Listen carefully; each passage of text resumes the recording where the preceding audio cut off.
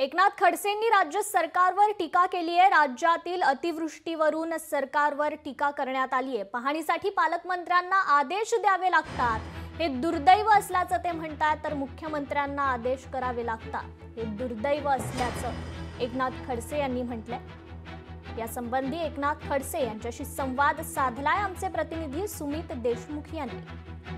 आपल्या सोबत राष्ट्रवादी शरद पवार गटाचे नेते एकनाथराव खडसे तथा माजी कृषी मंत्री एकनाथराव खडसे आपल्या सोबत जुडलेत। आपण थेट त्यांच्याशी संवाद साधूया।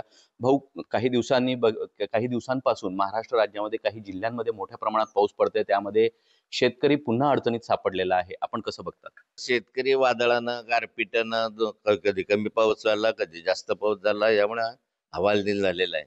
आणि या वर्षी तर पावसाने एवढं झोडपलं आहे की शेतकरी आता ठिकाणावर यायला 3 वर्ष तरी त्याला लागतील, अशी स्थिती आताची आहे। घर वाहून गेले, शेती खरडून गेले, जनावरं वाहून गेले आणि शेतकरी उभं राहणं आता अवघड दिसतंय, अशी स्थिती आहे।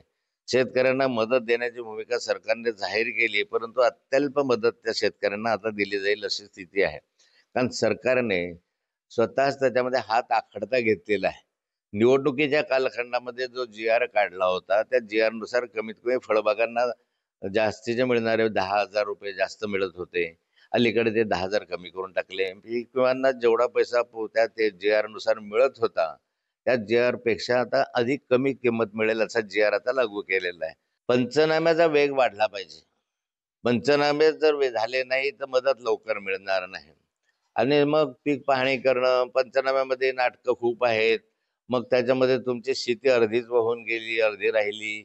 फळबागा तुमच्या 1/3 1/3 खराब झाल्या, 2/3 असं होत नाही ना। शेतकऱ्याचं नुकसान झालं तर अर्धी शेती राहिली आणि अर्धी गेली असं होत नसतं कधी। शेतकऱ्याची शेती संपूर्णतः गेली असे पंचनामे व्हायला पाहिजे। हे सरकार शेतकरी विरोधी आहे, शेतकऱ्यांविषयी आस्था नाही आहे।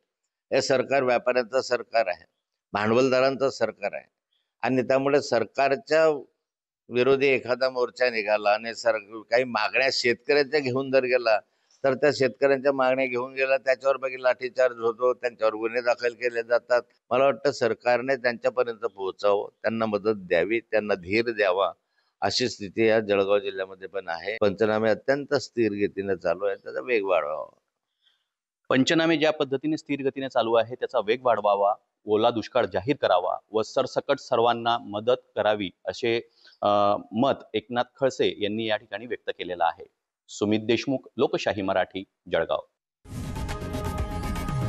लोकशाही मराठी ऐका, पहा, जागरूक रहा।